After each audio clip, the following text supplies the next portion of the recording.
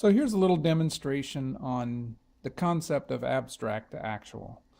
We're going to take an idea and we're going to make it into something real using a 3D printer.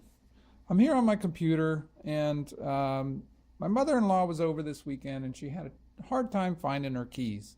Keys are on a black key ring. It's got a black key fob. The handle on the key is black.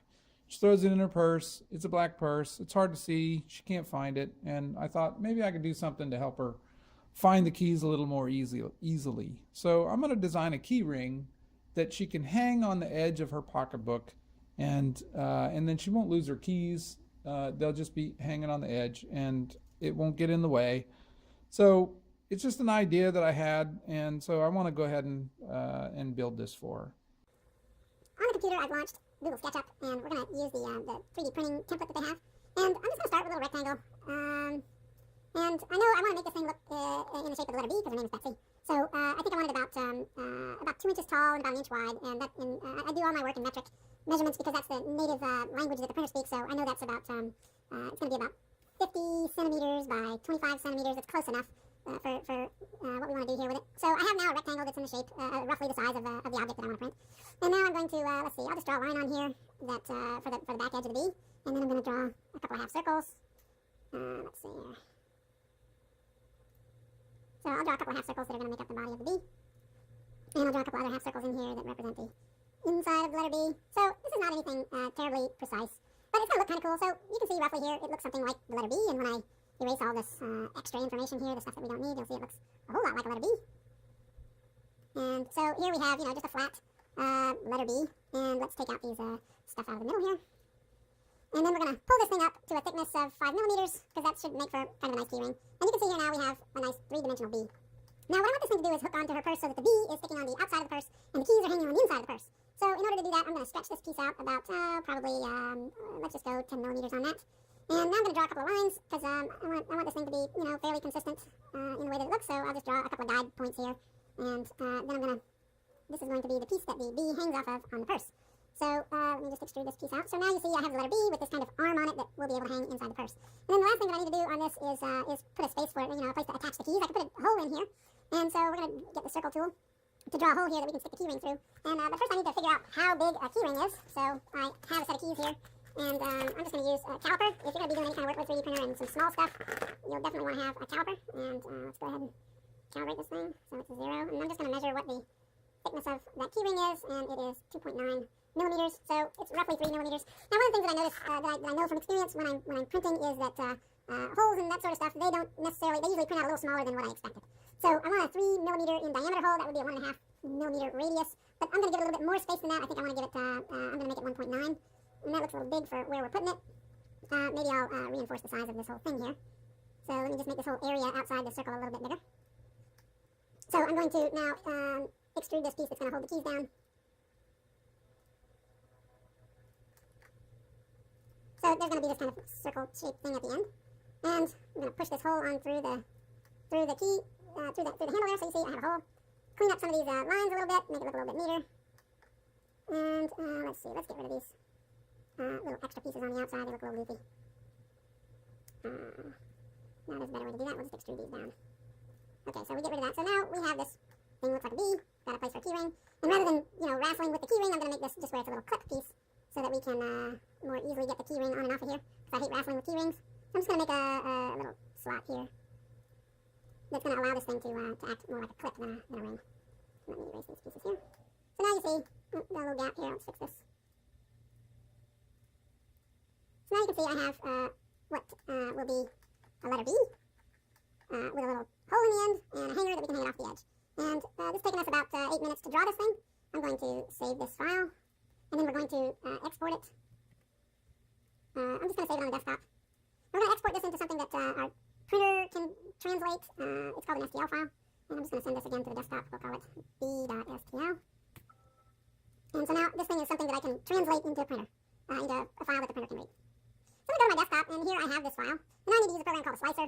And the slicer is going to translate this computer model into code that the printer can understand.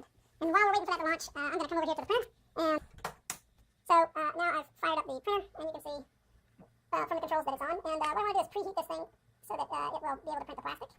And let's see, go to the prepare menu.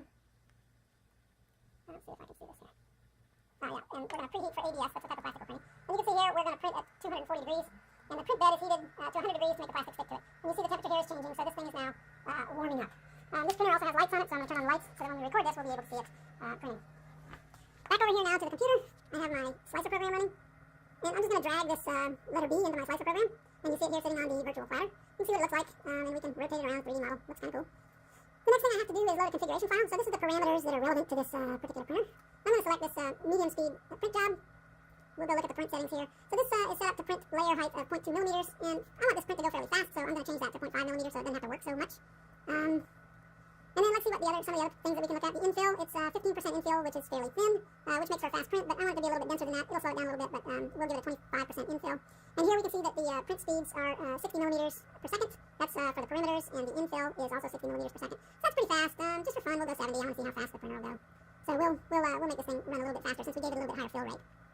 Back on the platter, I think I'm going to rotate this so that when we're watching it print, we'll be able to see the letter B more easily as it's printing. So I'm just going to rotate it a little bit. And now I'm going to export this file into the G code that the printer can read. So I'll just call it B, and I'll send it to the desktop. And there we go, slicing the file. That went pretty quickly. And if I look on my desktop here, I now have this B file that we're going to be able to print. So let me get the SD card out of the printer. And there's an SD card reader right there on the controller of the printer. And I'm going to put that in my computer. And you can see I have a bunch of other things in there that I've been printing. So we'll just send this B file to the SD card. And I'm pulling the SD card out. We'll put that back here in the printer. And if we look at the display says we don't have a card in there, and as I put it in, it shows it's inserted. I look at the temperature here. It's 214 degrees of the 240 that we're looking for. The bed's nice and warm at 74 degrees. We'll come down here to the extruder, and I'm just going to manually advance the extruder a little bit just to make sure this plastic is coming out really well. And it seems to be a little stiff, but then again, we're not quite up to temperature. We're only up to 230 degrees. There we go. Now that plastic is coming out of there really nicely. So we want to prime this print bed so that it prints well. The next thing we're going to do is prepare the surface of the bed. And to do that, we're going to use a little bit of acetone that has some of the 3D printing plastic dissolved in it. Let me set some down for a second. So here we go. It stinks. It's acetone and plastic. And we're just going to brush some of this on here. It gives the bed a little more stickiness for this part, so that the part won't curl up as we're printing. And so now we're pretty much ready to print. Let's take a look at the controller here. Controller says we're at temperature for the extruder. Bed's still not quite warm enough yet, but it's definitely warm enough to start printing. So I'm going to send the printer home. So I just push the button that's going to zero all of these X, Y, and Z axis of the printer. And as we're sitting here ready to print, it's been 15 minutes from the time we started this project until now. And okay, so back up to the controller for the printer. I'm going to start with the print from the SD card, and we just want to print this file called B. And if I made my leveling adjustments correctly, it should stick well and start printing. So here we go. So I'm going to lay this perimeter to prime the print head. And this looks a whole lot better than we did that first attempt around.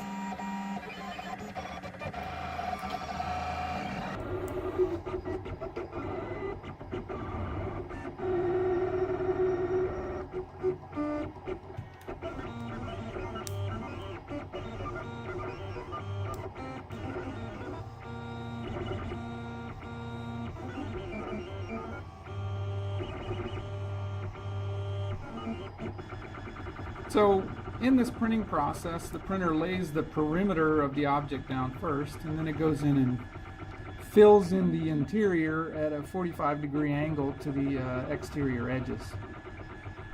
When it prints the next layer on top of that, it's going to fill in the interior at the opposite 45-degree angle. So these layers are going to be interweaved together across throughout the object. And so we've laid down the first two layers, and now we're moving up to the third layer. And this looks pretty good. It's a fast print, and I can see that it's a little bit rough, but we really just wanted to get an idea whether or not this would work, and it pretty much looks like it's going to. So I'm just going to let this thing run, print, do its thing, and we'll just wait for the outcome here.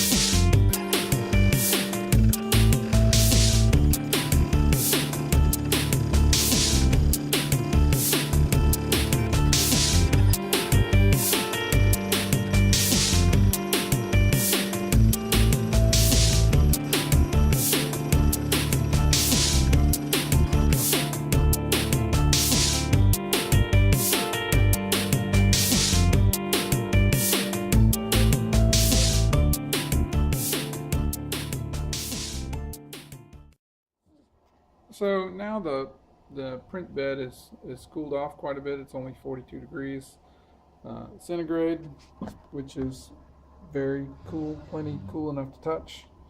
And I'm just gonna reach down here and see if I can't peel this piece off of here. So, okay, so the little priming ring came off, no problem. And I just squeeze this a little bit and I got the arm to come loose.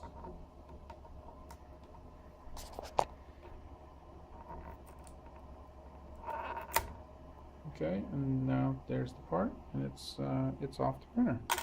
It didn't quite clip on the way I wanted it to, so I had to open up the key ring and attach this thing. But you can see now I have the keys attached to the letter B. Now I don't have a purse, but I do have a computer bag. So just to demonstrate what we can do with this thing, here's the letter B.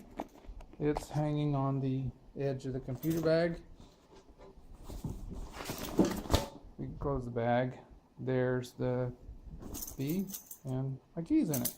And if you're driving the car and you put this thing in the ignition, you see the key ring, fits fairly nicely on the key ring. It's not too much bigger than all the other stuff there. So there we go. There we have it. It's 31 minutes from the time we thought of this thing that never existed in the world before until we have an actual object. 31 minutes.